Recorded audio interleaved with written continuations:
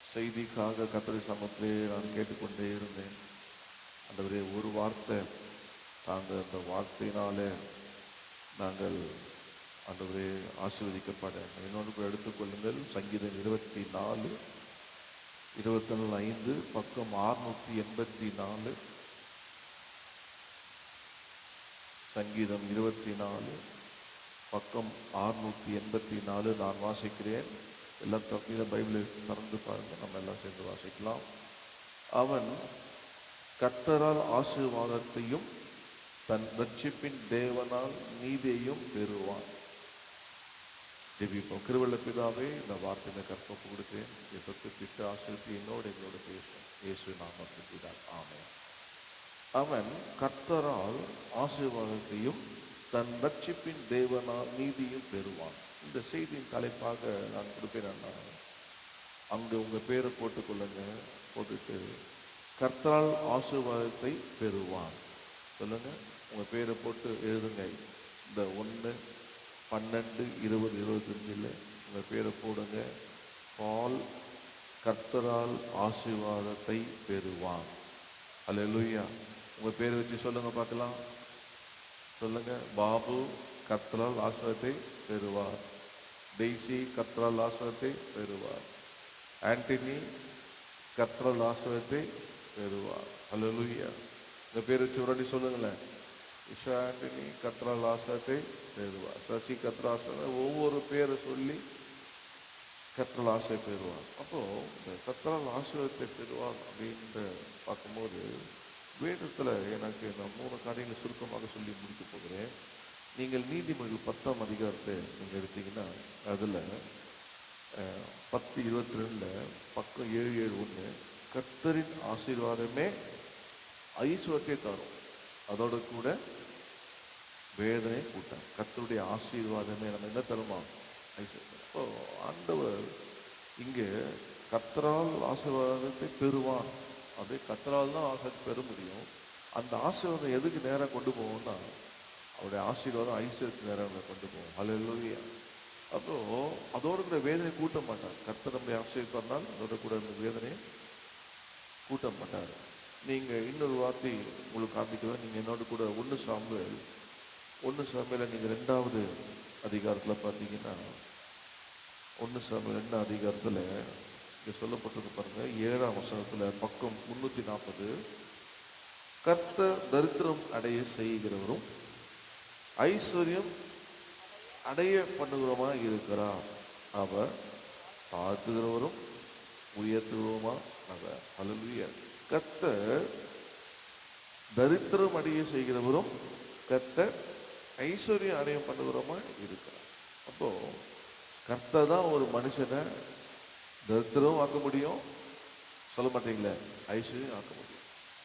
அதனால என்ன, இது ஒரே வாழ்க்கை தத்திரமாக போயிட்டுருக்கு. தத்திரத்து பாதியை நோக்கி போயிட்டுருக்கு. இந்த 11 மாதம் ஆசீர்வாதமாக போல தத்திரமாக இருக்கிறேன் அப்படின்னா வீட்டில் திட்டுவாங்க பாருங்க பசங்களை. சரியா தத்திரமாக இருக்கிறீங்க அப்படின்னு. அது தத்திரத்துக்கு என்ன பொருள் தெரியாது. அந்த சின்ன பையன் அவன் தத்திரமாக இருந்த அவனால் நமக்கு என்ன, அவன் ஏதோ ஆசிரியத்தை கொண்டு வரணும்னா இல்லை. ஆனால் திட்டம்போது சரியான அது தத்திரப்புள்ளனோ சரியான தத்திரப்புள்ள போல பார்க்கணும். அப்படின்னா என்ன, அவனை விட்டு அவங்க அப்பாவையும் இருப்பாங்க. இப்போ தத்திரமாக்குறதும் யார் தான்? கர்த்தர். ஐஸ்வர்யம் ஆக்குறது யார் தான்?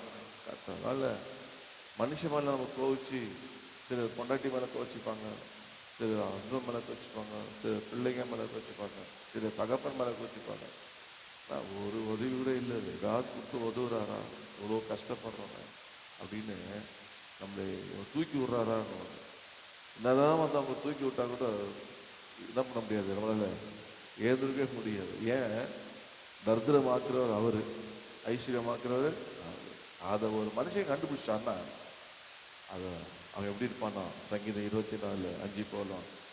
அவன் கர்த்தரால் ஆசீர்வாதம் பெறுவான் பெறுவான் பெறுவான். அந்த ஆசீர்வாதம் ஐஸ்வர்யத்தை தரும், அதாவது வேதனையை கூட்ட மாட்டான். அது எப்பவுமே மனசுல தெரிஞ்சுக்கணும். கர்த்தர் என்னை தரித்திரமாக்குறதும் அவர் தான், ஐஸ்வர்யமாக்குறோம். 3 காரியங்களை டக்குன்னு காண்பித்து நான் ஓடுறேன் பாருங்க.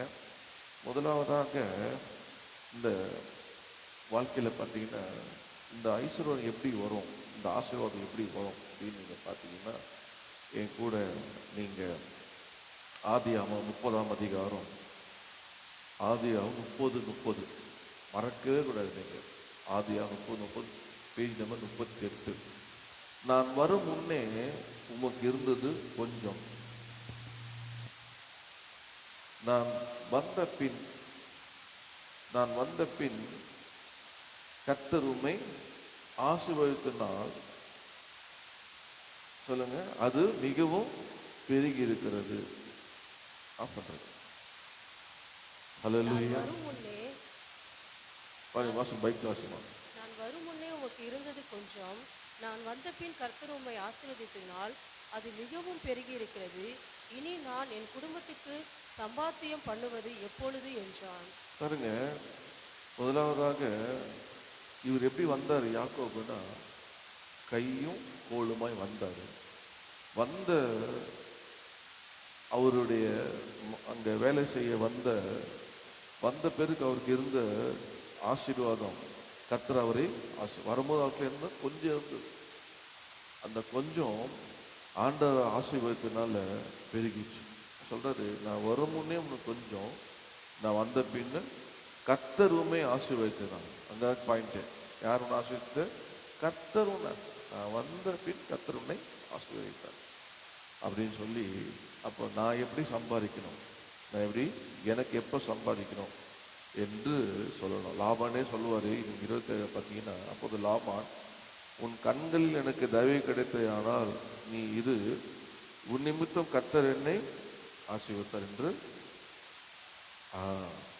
உன் நிமித்தம் என்னை கர்த்தர் ஆசீர்வதித்தார். ஸோ முதல்ல எப்படி ஆசீர்வாதம் வரும்னா, உழைப்பினால் ஆசீர்வாதம். சொல்லுங்க, உழைப்பினால். உழைக்க வேண்டும். இன்னைக்கு உழைக்கவே மாட்டேன், ஆமாம் உழைக்கவே மாட்டேன் அப்படின்னா, ஆட்டோலாம் பார்த்தீங்கன்னா சம்டைம் உழைப்பே உயர்வுன்னு சொல்லி நம்ம உழைக்கணும். இவர் வரும்போது எப்படி வந்தார்? ஒரு கோல கையை தான் வந்தார். ஆனால் வந்த உடனே கர்த்தர் சொன்னார், நீ போகிற இடத்துல நான் கூட வருவேன், உன்னை சாப்பாடு கொடுப்பேன், உன்னை ஆசீர்வதிப்பேன், உன்னை திரும்பி கொண்டு வருவேன் ஆண்டவர் வாக்கு கொடுத்தேன். நீங்கள் அதை 28ஆம் நேரில் எனக்கு அதில் 28ஆம் அதிகாரத்தில் பார்த்தீங்கன்னா 15 சொல்ல, நான் உன்னோட இருந்து நீ போகிற இடமெல்லாம் உன்னை காத்து இந்த தேசம் உன்னை திரும்பி வர பண்ணுவேன், நான் உனக்கு சொன்னது செய்யமனும் உன்னை கைவிடாதிருப்பேன் சொல்லி கர்த்தர் அவனுக்கு வாக்கு பண்ணினார். அதனால் அது மாத்திரம் இல்லை, அது மேலே பார்த்தீங்கன்னா, உன் சந்ததி பூமிக்குள் எல்லாம் ஆசீர்வதிக்கப்படும், உனக்குள் ஆசீர்வதிக்கப்படும் கர்த்தர் அவனை ஆசீர்வதித்து அனுப்பிச்சார். அதனால் யாக்கோப் தனியாக வரல, யாரோட வந்திருக்கிறான் சொல்ல மாட்டீங்கள, கர்த்தருடைய ஆசீர்வாதத்தோடு வந்திருக்கிறான், கர்த்தருடைய ஆசீர்வாதத்தை பெற்று வந்திருக்கிறான். வெறும் கை கோடு தான் வந்தான். ஆனால் கர்த்தர் சந்தித்தவனை, உன் ஆசீர்வாதத்தை பெருக போடணும், திருப்பி கொண்டு வரணும். ஸோ லாபான் ஒருவேளை இவன் வெறும் தான் பார்த்துருக்கலாம், ஆனால் அவன் மேலே கர்த்தருடைய ஆசீர்வாதம். அவ்வளோதான் அவன் அங்கே, நீ உன் நிமித்தம் கர்த்தரை ஆசீர்வதித்தார், உன் நிமித்தம் என்ன ஆசீர்வதித்தார் அப்படின்னு சொல்றாரு. நான் வரும் முன்ன கொஞ்சம். ஸோ உழைக்கணும். அவன் பாருங்க, உன்னை கர்த்தர் ஆசீர்வார், கர்த்தர் ஆசீர்வார்னு சும்மா இல்லை, அவன் வேலை செய்கிறான். இல்லையா? வேலை செய்து பெருக பண்ணிடுறான். ஒவ்வொருவருக்கும் நமக்கு ஒரு பொறுப்பு இருக்குது. நாம் என்ன செய்ய வேண்டும்? வேலை செய்ய வேண்டும். அல்லேலூயா. வேலை செய்து நம்முடைய நாடு மாத்திரம் எல்லாரும் வேலை செய்வாங்கன்னா அமெரிக்காவோட 4 மடங்கு அதிகமாக இருக்கும். ஏன்னா அமெரிக்காவோட 4 மடங்கு நம்ம ஜனத்தொகை. இப்போ ஒவ்வொருவரும் உழைக்க வேண்டும். கர்த்தருக்கு ஸ்தோத்திரம். கர்த்தர் ஆசீர்வதிப்பார். அல்லேலூயா. பாருங்க, அதில் இன்னொரு வார்த்தை சொல்லப்பட்டிருக்கு. முதலாவது பிழைக்க வேண்டும். இங்கே நீங்கள் 31:16 பார்த்தீங்கன்னா அதில் சொல்ல, ஆகியால் தேவன் எங்கள் தகப்பனிடத்திலிருந்து எடுத்த ஐஸ்வர்யம் எல்லாம் நமக்கும் நம்முடைய பிள்ளைகளுக்கும் உரியது. இப்படி இருக்க தேவன் உமக்கு சொன்னபடியெல்லாம் செய்யும். பாருங்க, அதில் இன்னொரு குறிப்பு, அதில் சப் பாயிண்ட்டு, அவர்கிட்ட ஒரு டீல் போட்டு உழைச்சி சம்பாரிச்சுவார். இவங்க அவருடைய மனைவிமார்கள் சொல்றாங்க, இப்போ யாருடைய ஐஸ்வர்யம் அது? தேவன் எங்கள் தகப்பனிடத்திலிருந்து எடுத்த ஐஸ்வர்யம் எல்லாம் நமக்கும் நம்முடைய பிள்ளைகளுக்கும் உரியது.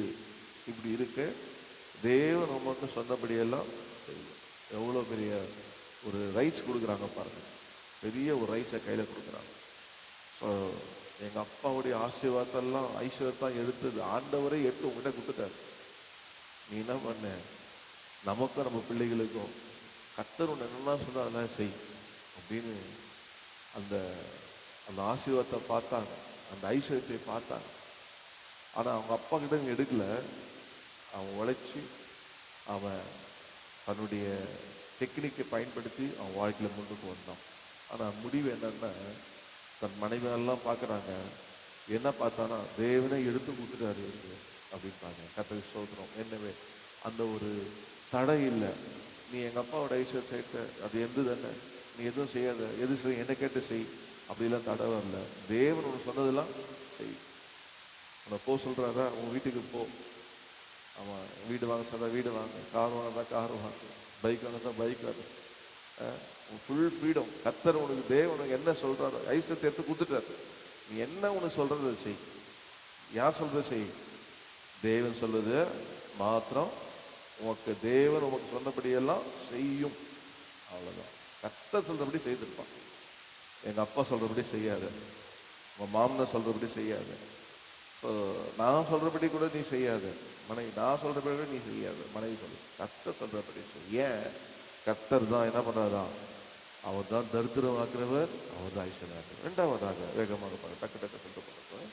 யோசேப்பு, நீங்கள் ஆதியாகமம் நீங்கள் 39ஆம் அதிகாரத்தில் பார்த்தீங்கன்னா அங்கே சொல்லப்பட்டிருக்கும் 2வது வசனம், கர்த்தர் யோசேப்போடு இருந்தார், அவன் காரிய சித்த உள்ளவனானான், அவன் எகிப்தியாக தன் எஜமான் வீட்டில் இருந்தான். ஸோ 5ஆம் வசனம், அவனை தன் வீட்டுக்கும் தனக்கு உண்டான எல்லாவற்றுக்கும் என்ன பண்ணாராம், விசாரணைக்காரனாக்கினால் முதற்கொண்டு கர்த்தர் யோசேப்பு நிமித்தம் அந்த எகிப்தி வீட்டை ஆசீர்வதித்தார். வீட்டில் வெளியிலும் அவனுக்கு உண்டான எல்லாவற்றிலும் கர்த்தருடைய ஆசீர்வாதம் இருந்தது.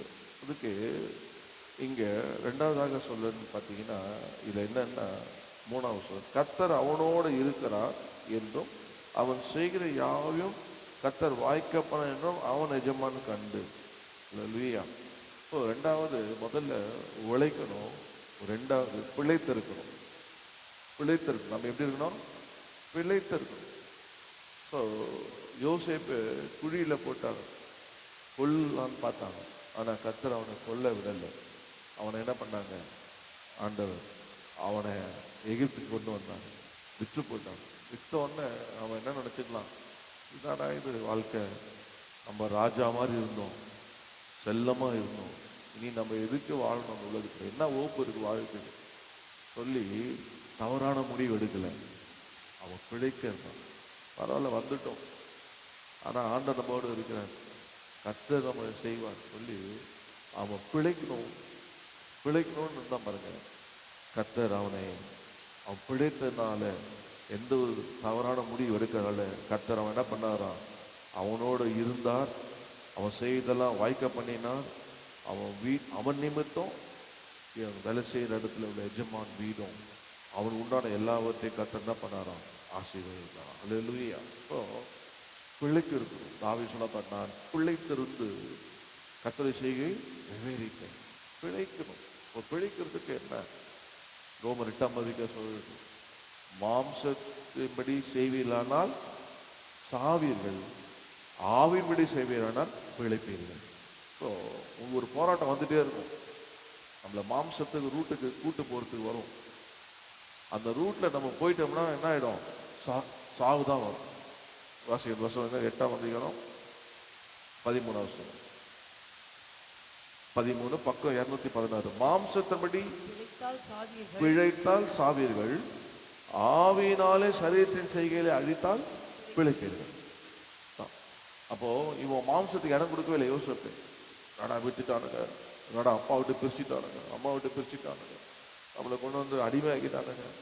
இப்போ இங்கே வீட்டில் இருக்கிறோம், நம்மளை யாரும் கண்காணிக்கல, நம்ம எதுக்கு வாழணும், சாதனா எல்லாம் நம்மளுக்கு வேலைக்கு முடிச்சிடலாம்னு சொல்லி அவன் மாம்சமாக யோசிக்கல, அவன் அதை விட்டு கொடுத்துட்டான். கர்த்தர் என் கூட இருக்கிறார் பார்த்தான், ஒன்று தெரிஞ்சுது, கர்த்தர் என் கூட இருக்கிறார். ஏன் அப்படின்னா அவனுடைய கண்ணில் யோசேப்பு இடத்திலே தயவு வைத்து அவனை தனக்கு ஊழியக்காரனாக தன் வீட்டுக்கு விசாரக்காரனாக அவன் முன்னாடி எல்லாத்தையும் ஒப்பு கொடுத்தான். அவன் கண்ணில் தயவு கிடைச்சிது. அப்பயே தெரிஞ்சுட்டான் கர்த்தர் என் கூட இருக்கிறாரு. முதல் வருஷத்துல கர்த்தர் அவன் கூட இருந்தார். அவன் செய்வதெல்லாம் கர்த்தர் வாய்ப்பான். பிழைக்கணும். ரெண்டாவதா பிழைத்தீங்கன்னா கர்த்தர் உங்களை என்ன பண்ணாரு, உங்க நிமித்தம் ஆசீர்வாதத்தை கொண்டு வருவார். ஆசீர்வாதத்தை கொண்டு வருவதற்கு நாம் பிழைக்க வேண்டும். மாம்சத்தின்படி நாம் சரிய திசைகள் அழிக்க வேண்டும். மூணாவதாக சொல்லி நாம் சீக்கிரம் பண்ணுங்க. கர்த்தருக்கு ஸ்தோத்திரம் உண்டாவதாக. நீங்க என்னோட கூட 1 அதிகாரம் நீங்க 12ஆம் வசனத்தை வாசிங்க. அன்றைய தினம் ம் தேவனுக்கு பயந்து தேவனுடைய பெட்டியை நான் என்னிடத்திற்கு கொண்டு வருவது எப்படி என்று சொல்லி பெட்டியை தன்னிடத்தில் தாவீதின் நகரத்திலே கொண்டு வராமல் அதை கீத்தியனாகிய ஓபேத் ஏதோம் வீட்டிலே சேர்த்தான். தேவனுடைய பெட்டி ஓபேத் ஏதோம் வீட்டிலே அவனிடத்தில் 3 மாதம் இருக்கையில் கர்த்தர் ஓபேத் ஏதோமின் வீட்டையும் அவனுக்கு உண்டான எல்லாவற்றையும் ஆசீர்வதித்தார். மூணாவதாக ஒரு ஆசீர்வாதம் எப்படின்னா, கர்த்தருடைய உடன்படிக்கை பெட்டி வீட்டில் இருந்தது. அந்த வீட்டில் இருந்த அவனை ஆண்டவர் ஆசீர்வதித்தார். இதே சம்பவத்தை நீங்கள் 2 சாமுவேல் 6ஆம் அதிகாரம் 11, 12 பார்த்தீங்கன்னா, அவன் கர்த்தருடைய பெட்டி கீர்த்தியனாகிய ஓபேத்து நிமித்தம் வீட்டிலே 3 மாதம் இருக்கையில் கர்த்தர் ஓபேத்தையும் அவன் வீட்டார் அனைவரையும் ஆசீர்வதித்தார். தேவனுடைய பெட்டி நிமித்தம் கர்த்தர் ஓபேத் ஏதோமின் வீட்டையும் அவனுக்கு உண்டான எல்லாவற்றையும் ஆசீர்வதித்தார் என்று தாவீது ராஜாவுக்கு அறிவிக்கப்பட்டது. அப்போது தாவீது ராஜா தேவனுடைய பெட்டி ஓபேத் வீட்டிலிருந்து தாவீது நகரத்துக்கு மகிழ்ச்சியுடனே கொண்டு வந்தான். மூணாவதாக சொல்லி முடிக்கிற பாருங்க, உடன்படிக்கை பெட்டி. அந்த உடன்படிக்கை பெட்டி அது எதுக்கு ஒரு ஜெயத்தை காண்பது. யுத்தத்துக்கு போகும்போது உடன்படிக்கை பெட்டி கொண்டு போவாங்க. போகும்போது யுத்தத்தில் ஜெயம் கிடைக்கும். அப்போ நம்முடைய வாழ்க்கையில ஜெயம், இந்த ஆண்டவரோடு பண்ண உடன்படிக்கை நம்ம ஜெயத்தோடு நம்ம வீட்டில் வாழ்வோமானா கர்த்தர் என்ன பண்ணுவாரா, நம்மளை ஆசீர்வதிப்பார். ஆமே, ஜெயம் எடுக்கணும், சாத்தானை ஜெயிக்கணும், மாம்சத்தை ஜெயிக்கணும். ஸோ அப்போது ஆண்டவர் என்ன பண்ணுவார்னா நம்மளை ஆசீர்வதிப்பார். யோபேத்தை அவனு அந்த உடன்படிக்கை வரும்போது அதை தொட்டு ஒருத்தர் செத்தான். என்னடா ஒருத்தர் செத்தான்னு என் வீட்டுக்கு வருது, யாராவது போய் தொட்டுற போகிறாங்க அப்படின்னு பார்க்கல. அது கர்த்தருடைய பெட்டி, அது என் வீட்டில் வருது, எனக்கு ஆசீர்வாதம் சொல்லி வீட்டில் வச்சா பாருங்க. கர்த்தர் 3 மாதம் அவன் வீட்டில் இருந்தது. கர்த்தர் அவனை ஆசீர்வதித்தார். ஹல்லேலூயா. ஸோ நம்முடைய வாழ்க்கையில் கர்த்தருடைய உடன்படிக்கை, நம்ம தான் கர்த்தருடைய உடன்படிக்கை பெட்டி. தேவனோடு உடன்படிக்கை படி நான் நம்ம தான் அந்த உடன்படிக்கை பெட்டி. இந்த உடன்படிக்கை பெட்டி வீட்டில் இருக்கும்போது கர்த்தர் என்ன பண்ணுவார், நம்முடைய வீட்டை ஆசீர்வதிப்பார். ஆமே, நமக்கு தெரிஞ்ச நான் தேவனுடைய உடன்படிக்கை பெட்டி, இந்த இதில் கர்த்தர் வாசம் பண்ணுகிறார், இந்த கர்த்தர் வாசம் பண்ணுகிறார் அப்படின்னு சொல்லி நாம் அதை எண்ணி அப்படி நினச்சி அப்படி இருப்போமானா மற்ற எல்லாருக்கும் தெரியும், இவன் ஞானஸ்தான இடத்துலேருந்து எப்படி இருக்கிறான், கர்த்தர் அவனை ஆசீர்வதிச்சிருக்கான், அவன் வீடு ஆசீர்வதிச்சு அவன் தான் எல்லாம் ஆசீர்வாதம். அவன் கர்த்தரோட உடன்படிக்கை பண்ணி வாழ்க்கையை ஜெயத்தெடுத்து முன்னே போயிட்டே இருக்கிறான்ப்பா அப்படின்னு சொல்லி கர்த்தருடைய ஆசீர்வாதத்தை காணும்படி கதான பேசுவார். முதலாவதாக நான் என்ன சொன்னேன், கீவேர்ஸ் என்ன சொன்னேன், சங்கீதம் 24:5 அவன் கர்த்தரால் ஆசீர்வாதம் பெறுவான். அப்போ அது ஆசீர்வாதம் எதை பெறுவான்னா கர்த்தருடைய ஆசீர்வாதமே ஐஸ்வர்யத்தை தரும், அதோட வேதனைக்கு உண்டான். அப்புறம் தரித்திரம் 1 சாமுவேல் 2:7 கர்த்தர் தரித்திர அடையவும் கர்த்தர் ஐஸ்வர்யம் பண்ணுகிறதா இருக்கிறார். அப்போ கர்த்தர் தான் ஒரு மனுஷனை தரித்திரமடைய செய்கிறாரு, ஒரு மனுஷனை ஐஸ்வர்யம் ஆக்குகிறார் என்று உணர்ந்து நாம் என்ன செய்ய வேண்டும், முதலாவதாக நாம் உழைக்க வேண்டும். யாக்கோபு உழைத்தான். ஏன்னா கர்த்தருடைய ஆசீர்வாதத்தை பெற்ற மனிதன். கர்த்தர் அவன் நிமித்தம் கொஞ்சத்தை பெருக பண்ணினார். இரண்டாவதாக அதிலேயே அவன் உழைத்த நிமித்தம் வந்த ஆசீர்வாதம் ஐஸ்வர்யத்தை கொண்டு வந்தது. அந்த ஐஸ்வர்யத்தை யார் கண்டா? குடும்பத்திலே கண்டாங்க. குடும்பத்திலே கண்டு என்ன சொன்னாங்கன்னா, குடும்பத்திலே கண்டு என்ன சொன்னாங்கன்னா, தேவன் சொன்னதெல்லாம் செய், தேவன் அந்த ஐஸ்வர்யத்தை எடுத்து உனக்கு கொடுத்துட்டார், உன் மன என்ன சொல்றதோ அதெல்லாம் செய்ப்பான் அப்படின்னு சொல்லி அவருடைய குடும்பத்தார் அவனுக்கு அந்த ரைட்ஸை கொடுத்தாங்க. ரெண்டாவதாக நான் சொன்னது யோசேப்பு. யோசேப்பு அவன் வாழ்க்கையில வந்ததுக்கு மனம் உடைந்து அவன் மறிக்கவில்லை, பிழைத்தான். தன் மாம்சத்தை அவன் அழித்தான். ஆகினால ஆண்டவர் அவனோடு இருந்தார். அவன் நிமித்தம் இருந்த இடத்துல கர்த்தர் அவனை ஆசீர்வதித்தார். ஹல்லேலூயா. மூணாவதாக இந்த பெட்டி வானான ராஜா பயந்தாரு. ஆசாரியன் வீட்டில் கொண்டு வச்சாங்க. அவன் பயப்படவே இல்லை. உடன்பெட்டி வரட்டும், கர்த்தரே வர.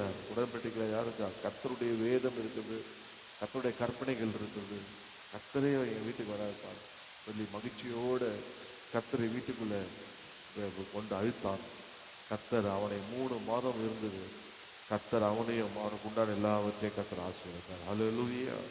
அதனால் நம்முடைய வாழ்க்கையில் இந்த டிசம்பர் மாதம் 11 மாதம் எப்படியோ போயிடுச்சு. ஆனால் இந்த 12ஆம் மாதம் ஒரு சேலஞ்ச் பண்ணுங்க. என்ன பண்ணுங்க? ஒரு சேலஞ்ச். என்ன சேலஞ்சு? சங்கீதம் 24:5 அவன் ஆசீர்வாதம் பெறுவான். சொல்லுங்க, நான் ஆசீர்வாதம் பெறுவேன். அது என்ன தரும்? ஐஸ்வர்யத்தை தரும், வேதனை கூட்ட மாட்டார். அவருடைய ஆசீர்வாதம். அவர்தான் தரித்திரம் அடைய செய்கிறவரும், அவர்தான் ஐஸ்வர்யம் ஆக்குகிறார் சொல்றது. அவரே பாருங்க, ஆண்டவரே நீங்க தான் என்னை ஒன்னில்லாத ஆக்குறீங்க, என்னை ஆண்டி ஆக்குறத நீங்க தான், என்ன அரசனாக்குத நீங்க தான் ஆண்டவரே, நீங்க தான் ஆசீர்வதிக்கிறவர், நீங்க தான் ஆண்டவரே கர்த்தாவே என்னை தரித்திரம் ஆக்குறது என்று சொல்லி அவரை ஆண்டவரை நோக்கி பார்த்து அந்த உணர்வோடு கர்த்தருக்கு நீங்க உழைக்கும் போது, நீங்க பிழைக்கும் போது, நீங்க உடன்படிக்கப்பட்டு கர்த்தரோடு கூட நீங்க இருக்கும்போது கர்த்தர் உங்களை ஆசீர்வதிப்பார். ஜெபங்களை முடிச்சிடலாமா? ஒரு 3 நிமிஷத்துல முடிச்சோம். கர்த்தர் நல்லவர். ஹல்லேலூயா. ஓ மக்கள் எத்தனை பேர் பெற்றுக்கொண்ட இந்த கால வேளையில இந்த மாதம் முழுவதும் கிளைம் பண்ண, நான் கர்த்தரால் ஆசீர்வாதம் பெறுவேன், அது ஐஸ்வர்யத்தை தரும், வேதனை கூட்ட மாட்டார், அவர் தான் என்னை தரித்திரடி செய்யவும், அவர் தான் ஐஸ்வர்யமாக்குகிறவரும். ஹல்லேலூயா என்று சொல்லி அறிக்கை சொன்னீங்க. அதுக்கு என்ன செய்யணும்னா, நீங்க அவர் நாமத்தை உயர்த்த வேண்டும். ஹல்லேலூயா. உங்க நாமம் உயரணும், என்று மேன்மை அடையணும், பாடுவேன் பாடுவோம் லேலோயா. உங்க நாமம் என்று மேன்மை அடையணும், பாடுவேன் பாடுவோம் லேலோயா. கையில் வைத்து ஹல்லேலூயா ஹல்லேலூயா ஹல்லேலூயா ஹல்லேலூயா ஹல்லேலூயா ஹல்லேலூயா. யாவே யாவே ஹல்லேலூயா. அன்பு கிருபை நிறைந்த எங்கள் பரலோக பிதாவே, உடைய குமாரனாகிய இயேசுவின் நாமத்திலே உடைய சமூகத்தில் வருவோம்ப்பா. இந்த டிசம்பர் மாதம் 1ஆம் தேதி ஆண்டவரே 2025 அதிகாலையிலே உடைய சமூகத்தில் வருகிற ஸ்லாக்கியத்தை தந்தீரே சோத்திரம்ப்பா. கடந்த 11 மாதம் எங்களோடு இருந்து நடத்தினீங்கப்பா. இந்த மாதமும் ஆண்டவரே நாங்கள் மனம் தளர்ந்து போகாதபடி உற்சாகமான வார்த்தையை தந்து, சங்கீதம் 24:5 தந்து ஆண்டவரே ஆசீர்வாதம் பெறுவாய் என்று ஆண்டவரை உற்சாகப்படுத்துவதற்காக நன்றி அப்பா. அந்த ஆசீர்வாதம் ஆண்டவரே ஐஸ்வர்யத்தை தரும், அது வேதனை கூட்டாது என்று சொன்னீரப்பா. எங்களை தரித்திரமாக்குறவரும் எங்களை ஐஸ்வர்யாக்குற நீர் தான் ஆண்டவரே. அதுக்கு நாங்கள் என்ன செய்ய வேண்டும் என்று சொன்னீரப்பா. நாங்கள் உழைக்க வேண்டும். இயேசுவே, கர்த்தர் எங்களுக்கு கொடுக்கிற ஆண்டவரே ஆசீர்வாதத்தை தேவன் எங்களுக்கு என்ன சொல்லுகிறாரோ அதுபடி செய்ய உபயோகப்படுத்த எங்களுக்கு அனுகிரகம் பண்ணுவீராக. ஆண்டவரே, நாங்கள் பிழைக்க வேண்டும் ஆண்டவரே, ஆவியினால் பிழைக்க வேண்டும்ப்பா. எந்த மாம்சத்தின் கிரியைக்கு எங்களை விட்டு கொடுக்க கூடாதப்பா. ஆண்டவரே, எங்களை மாம்சத்தின் வழிகளில் நாங்கள் போய் சிக்கிக் கொள்ளக்கூடாது. ஆவியினால் நடத்துங்கப்பா, ஆவியினால் நடத்துங்கப்பா. யோசேப்பே, ஆவியினால் நடத்துனீங்களே, இப்படியாப்பட்ட தேவ ஆவியை பெற்ற எவன் என்று சொன்னீரே, அந்த ஆவியின் அபிஷேகத்தை எங்களுக்கு தாரோம். ஆண்டவரே, அந்த ஆவியின் அபிஷேகத்தை தந்து நாங்க இருக்கிற இடம் ஆசீர்வாதமாக, உள்ளம் வெளியும் ஆசீர்வாதமாக காணப்பட, தேசத்துக்கே ஆசீர்வாதமாக காணப்பட உதவி செய்யுங்கப்பா. யோசேப்பின் வாழ்க்கையில அப்படியாக கொடுத்தீங்களே, ஒரு வீட்டில் ஆசீர்வதித்து, சிறைசாலை ஆசீர்வதித்து, தேசத்துக்கு ஆசீர்வாதமான பாத்திரமா மாற்றினீரே. ஓ ஆண்டவரே, அப்படியாக எங்களை கர்த்தாவே ஆசீர்வதிப்பீராகப்பா. மூணாவதாக, தேவனோடு கூட இருக்க எங்களுக்கு அனுகிரகம் செய்யுங்கப்பா. உடன்படிக்கை வீட்டில் இருந்தது, தேவன் வீட்டில் இருந்தார், அதுக்கு நாங்கள் அலோ பண்ணோம். ஆண்டவரே, ஆண்டவரே கர்த்தா, இவனை ஆசீர்வதித்தீரே, அது போல ஆண்டவரே எங்களை ஆசீர்வதிப்பீராக. எங்களை ஒப்பு கொடுக்கிறோம். நாளை கேட்ட வார்த்தை அப்படியே பிதா, குமாரன், பரிசுத்த ஆவியாகிய திரியேக நாமத்தை ஜனங்க மேல பலிக்கட்டும். ஆண்டவரே, இது பார்த்து கொண்டிருக்க மேல பலிக்கட்டும் அப்பா. கர்த்தர் என்னை நிச்சயமாக ஹல்லேலூயா ஆசீர்வாதம் பெறுவேன், நான் கர்த்தரால் ஆசீர்வாதம் பெறுவேன் ஆண்டவரே என்று அறிக்கை செய்து, இந்த மாதம் முழுவதும் ஆசீர்வாதமான மாதம் அப்பா, இந்த மாதம் முழுவதும் நடக்கும். இல்லை வந்த எல்லாம் துதி கனமகிமைக்கே சொல்கிறோம். இயேசுவின் நாமத்தில் ஜெபிக்கிறோம் நல்ல பிதாவே, ஆமென். என் ஆத்துமாவே கர்த்தரை ஸ்தோத்திரி, என் முழுமே பரிசுத்த நாமத்தை ஸ்தோத்திரி. என் ஆத்துமாவே கர்த்தரை ஸ்தோத்திரி, கர்த்தர் செய்த சகல உபாயம் வராது. ஆமென். நம்முடைய கர்த்தராகிய இயேசு கிறிஸ்துவின் கிருபை, பிதாவாகிய தேவனுடைய அன்பும், பரிசுத்த ஆவியானுடைய அந்யோன்ய ஐக்கியமும் நம்ம அனைவரோட சகல பரிசுத்தம் நம்ம கர்த்தரை வருகிறது இருப்பதாக. ஆமென், ஆமென். கர்த்தர் உங்களை ஆசீர்வதிப்பார்.